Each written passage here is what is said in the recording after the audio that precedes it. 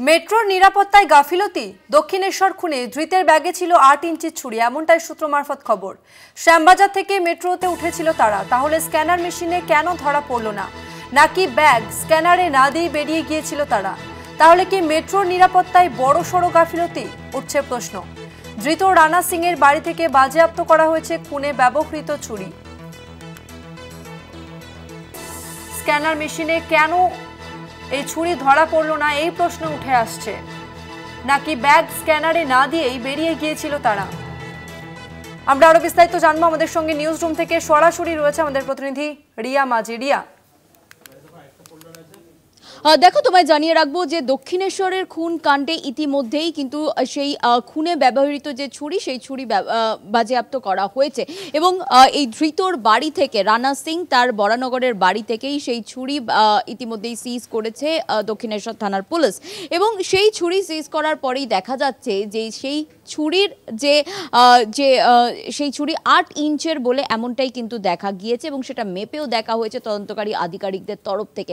৮ ইঞ্চের একটা ছুরি, সেটা একজন পড়ুয়া সে ব্যাগের মধ্যে নিয়ে শ্যামবাজার মেট্রো স্টেশন থেকে চলে এলো দক্ষিণেশ্বর মেট্রো স্টেশনে। এবং আমরা জানি যে প্রতিটি মেট্রো স্টেশনে স্ক্যানার মেশিন রয়েছে, সেখানে স্ক্যান হয়, প্রতি যাত্রীর ব্যাগ স্ক্যানিং করা হয়। তাহলে কেন ধরা পড়লো না? এর আগে যখন যেদিন এই ঘটনাটি ঘটে সেই দিন পুলিশের তরফ থেকে কিন্তু আরপিএফ এর সঙ্গে কথা বলা হয়েছে, মেট্রো কর্তৃপক্ষের সঙ্গে কথা বলা হয়েছে, নিরাপত্তা ব্যবস্থা কিরকম রয়েছে তা নিয়ে জানতে চাওয়া হয়েছে। সেই সময় কিন্তু আরপিএফ বা মেট্রো কর্তৃপক্ষের তরফ থেকে পুলিশকে জানানো হয় যে ৪ ইঞ্চে অবধি এই রকম ধারালো অস্ত্র সেটা তারা অ্যালাউ করে। কিন্তু এই যে ছুরি যেটা খুনে ব্যবহার হয়েছিল সেটা ৮ ইঞ্চ, ৪ ইঞ্চ অবধি অ্যালাউ করা হয় মেট্রো স্টেশনে, কিন্তু এটা ৮ ইঞ্চের একটা ছুরি। তাহলে কিভাবে সেই ৮ ইঞ্চের ছুরি নিয়ে সেই পড়ুয়া রানা সিং বা ধৃত রানা সিং সে শ্যামবাজার থেকে দক্ষিণেশ্বর চলে এলো, তারপরে এই ধরনের একটি ঘটনা ঘটালো এবং তারপরে সেখান থেকে ফেরার হয়ে গেল? যদিও পরে তাকে হাওড়া স্টেশন থেকে গ্রেপ্তার করে দক্ষিণেশ্বর থানার পুলিশ। তবে এখানে যে প্রশ্নটা উঠছে সেটা মেট্রোর যে নিরাপত্তা, সেই নিরাপত্তার গাফিলতি নিয়ে প্রশ্ন উঠছে। কারণ বহু জায়গায় দেখা যায় যে আরপিএফ কনস্টেবল যারা, তারা স্ক্যানারের মেশিনের সামনে বসে থাকলেও তারা কখনো তারা নিজেদের ফোনে ব্যস্ত থাকেন, কখনো তারা অন্যদিকে অন্যমনস্ক থাকেন। সেই কারণের জন্য অনেকেই স্ক্যানারে ব্যাগ না দিয়েই কিন্তু বেরিয়ে যান।